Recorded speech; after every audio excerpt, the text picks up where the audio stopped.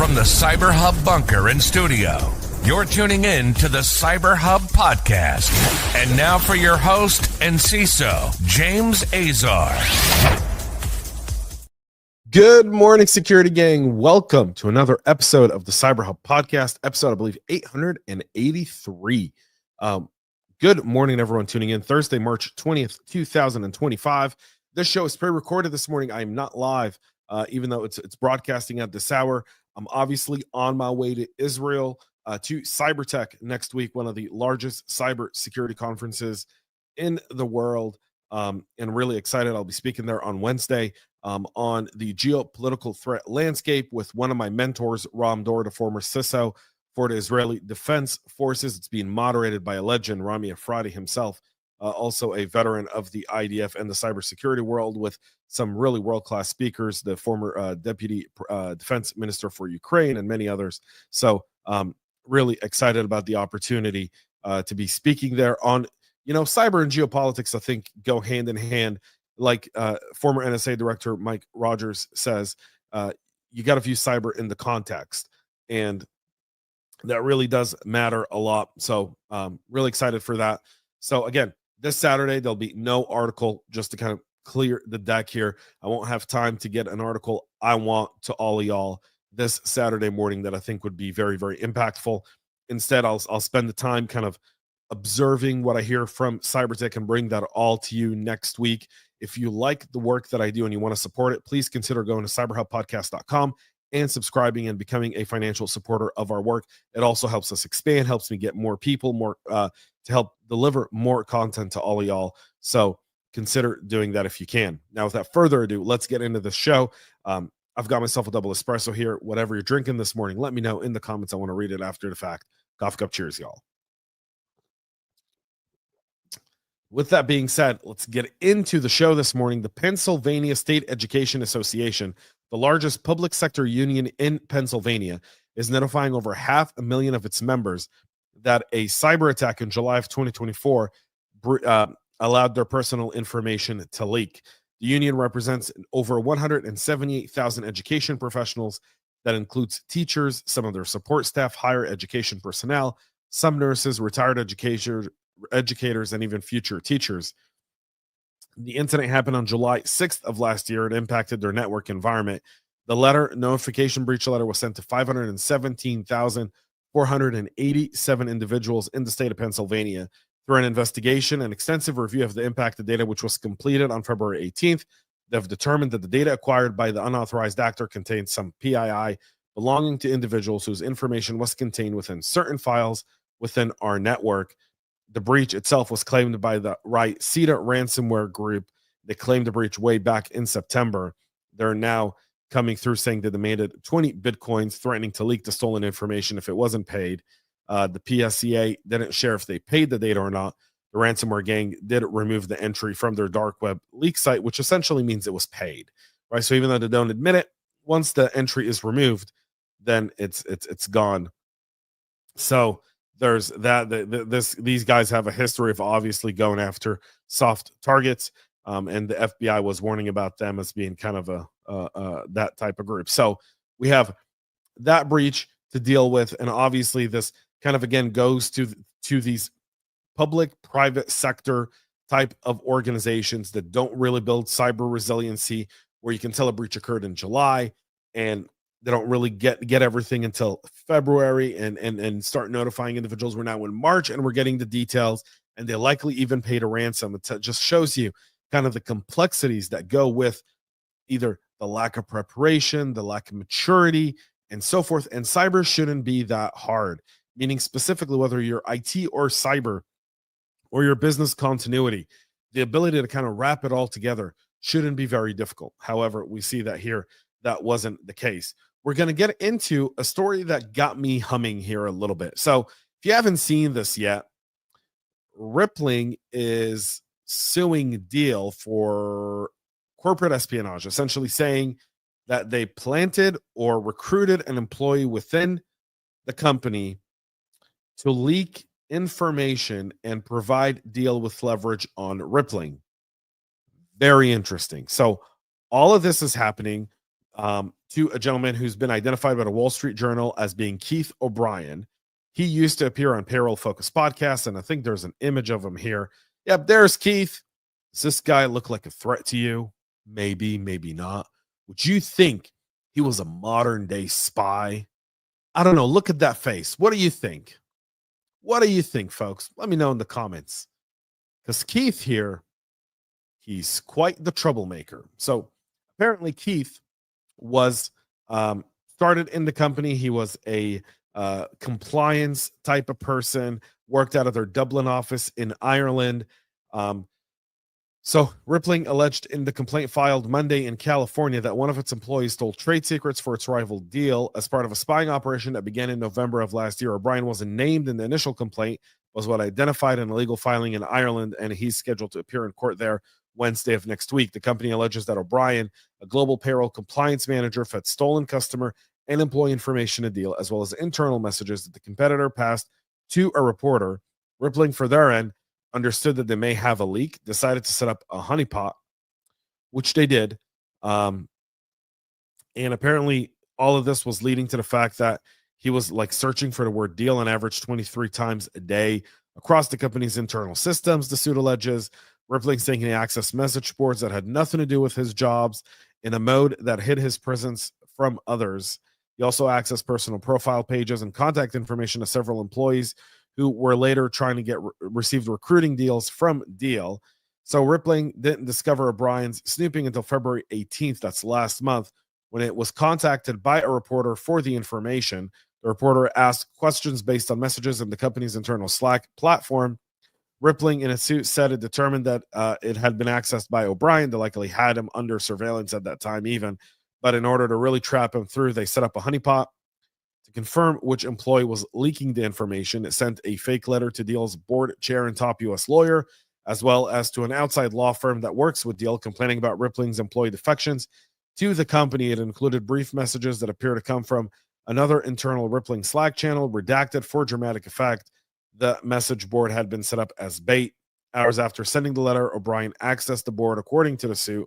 Last Friday, a court-appointed independent solicitor confronted him in the office, where he apparently locked himself in the bathroom and started deleting information from his smartphone and then refused to hand it over, even though he had a warrant, saying he's willing to take the risk of going to jail, but he's not giving you you're not going to take my phone from me.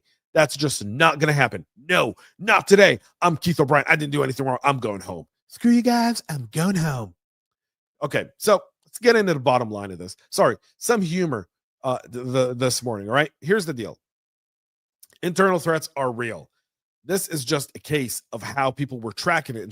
This is the vigilance on behalf of Rippling to identify that this was going on, right? Meaning something felt for someone within Rippling, something in their gut didn't work out, right? Kind of like, bad food. They kept digging until they found what they were looking for, and then they set up a honeypot and got everything they need.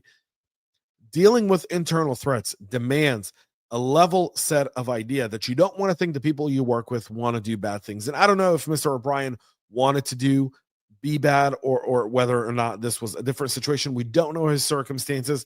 I'm definitely not going to judge him. I'm going to approach this from the situation perspective. The lesson learned here is you've got to be able to have a good internal security program. If anyone's trying to leak information, how are they trying to do it? And which methods would they be doing it? And how do you track it? How do you set off these alarms, right? Because you don't want to suspect everyone in your organization. That's bad for culture, right? And that's bad for, the harmony you need in an organization in order to get it to be successful. But you also need to be able to address the fact that sometimes not everyone is just honest. And there's that there. These Black Basta chat like logs that have leaked continue to provide just gold on the operation of the ransomware gang. So now, apparently, in what Trellix discovered going through the logs was the leader of Black Basta, Oleg Nefedov, aka GG or AA, may have received help from Russian officials after he was arrested in Yerevan, Armenia, back in June of 2024, which allowed him to escape 3 days later, likely to Russia. In the messages, Gigi claimed he contacted high-ranking officials to pass through a green corridor and facilitate his extraction back to the motherland. The knowledge from the chat leaks make it difficult to completely abandon the way they operated from and start a new ransomware as a service from scratch without reference to some of their previous activities. Among other notable findings, they found that the group likely had 2 offices in Moscow. The group utilized OpenAI and ChatGPT for composing fraudulent formal letters in English, paraphrasing text, rewriting C#-based malware in Python, debugging code, collecting victim data. Some members overlapped. Again, the decentralization here of ransomware as a service operations with Rysita that we just talked about here for the Pennsylvania, and Cactus. The developer of Pikabot is a Ukrainian national, so Russians, Ukrainians working together in crime. Yes, absolutely. That's part of the complexity of what's going on between Russia and Ukraine and the war there as well. We won't get into that on today's show. But it took Basta a year to develop the malware loader post-Cacbot disruption. The group ran a Darkgate from other groups as well for malware. The group also developed a post-exploit C2 framework called Breaker. And then obviously what we talked about this week with Brooded, their brute force tools. We talked about that earlier this week on the show. So you can obviously tell the type of operation they had. The Ukrainian Computer Emergency Response Team is warning on a highly targeted attack that's employing compromised Signal accounts, Signal, the messaging app, all right, to send malware to employees of defense industry firms and members of the country's armed forces. The bulletin mentions that the attack started this month with Signal messages containing archives, posting as meeting reports with some of the messages sent from existing contacts targets are familiar with, so they trust them. The archive contains a PDF and an executable, the first acting as a lure for victims to open and trigger the launching for the second. The executable is classified as the Dark Tortilla Crypto Loader, which when launched decrypts and executes the remote access Trojan Dark Crystal RAT or DC RAT. CERT says the activity has been tracked to UAC 0200, a threat cluster employing Signal and similar attacks since at least June of 2024. You know, again, this is likely going to be pointed to the Russians, and they're probably 100% correct there with the Russians. WhatsApp, for their end, another messaging app, patching a zero-click, zero-day vulnerability that was used by Paragon's graphite spyware following reports from the University of Toronto Citizen Lab. The company addressed the attack vector late last year without the need for a CVE or even a client-side fix. WhatsApp disrupted the spyware campaign that targeted a number of users, including some journalists and members of civil society. We've reached out directly to people who believe were affected, according to WhatsApp. This is the latest example of how a spyware company must be held accountable for their unlawful action. WhatsApp will continue to protect people's ability to communicate privately. Again, a lot to do with this. I'm not going to get into my spyware rant because I'll take another 30 minutes. So you can obviously see how the spyware here works. The fingerprinting of the Paragon infrastructure. The infrastructure included cloud-based servers likely rented by Paragon or its customers, as well as servers likely hosted on the premises of Paragon and its government customers. The infrastructure was found linked to web pages entitled Paragon, returned to IP addresses in Israel where Paragon is based, as well as TLS certificate containing the organization name Graphite, which is the name of Paragon's spyware, and the common name install server. A Pegasus competitor spyware product used the term installation server to refer to a server designed to infect a device with spyware. So Paragon, founded in 2019 by Ehud Barak, the former Israeli prime minister, and Ehud Schnorson, the former commander of 8200, Florida-based investment group AE Industrial Partners, acquired the company back in December of 2024. Paragon claims it only sells its surveillance tools to law enforcement and intel agencies in democratic countries. So not sure what that means anymore. So we'll just leave that there. Threat actors are exploiting a severe security flaw in PHP to deliver crypto miners and RATs like the Quasar RAT. The vulnerability has been assigned CVE 2024-4577. It refers to an argument injection vulnerability in PHP that affects the Windows-based system running CGI mode that would allow remote attackers to run arbitrary code. Bitdefender said it observed a surge in exploitation attempts against this CVE since last year, with a significant concentration reported in Taiwan, Hong Kong, Brazil, Japan, and India. So you want to make sure you get that patched up. Layer X is reporting that a new phishing campaign for login credentials switched from targeting Windows to Mac OS. Layer X deals with browser and security. So company that's a friend of the show, really good people there.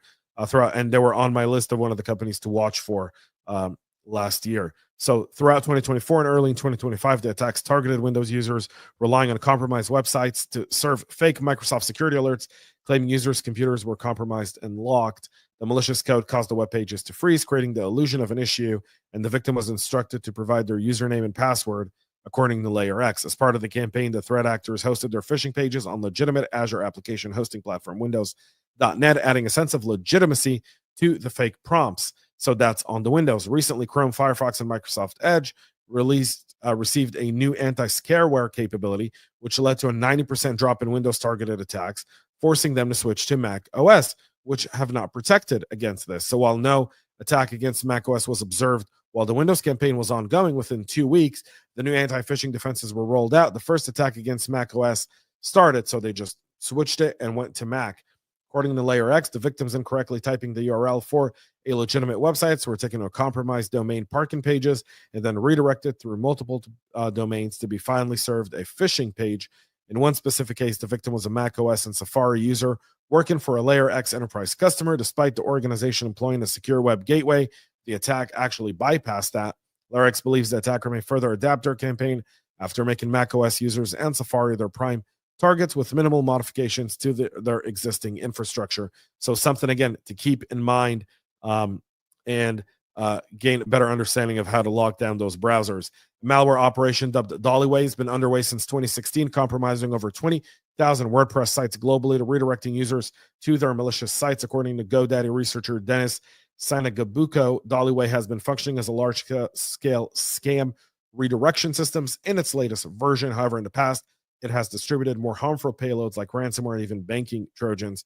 So there's been thousands of stealthy infections, generating 10 million fraudulent impressions per month by redirecting WordPress site visitors to fake dating, gambling, crypto, and sweepstakes sites. So if you're going to use WordPress as a general rule of thumb, you want to really lock it down and secure it. And that includes all the attachments within. And finally, Microsoft this week sharing details about a new Stalachi RAT, an evasive and persistent piece of malware that's enabling cyber criminals to steal sensitive data from compromised system. The tech giant's incident response team first spotted and gave it itself its name. So this is Microsoft. It'll change in 2 weeks. While it currently does not appear to be widely distributed, the company wanted to warn users and organization about it. They haven't specified how the RAT is being distributed, but noted that such threats can be installed through multiple attack vectors, including some Trojanized malware, malicious websites, and even emails. The malware can also monitor RDP sessions, which could allow an attacker to move laterally within a compromised network during an RDP session. So something to keep in mind here and pass on to the security operations team as it matures. That's it for our show this morning. We'll be back Monday from Israel, 9 a.m. Eastern, live with all the latest and greatest. Until then, have a great rest of your day. Have a great weekend. And most importantly, y'all, stay cyber safe. We love feedback, so make sure to connect with us on social media and subscribe to our podcast on your favorite podcast listening platform.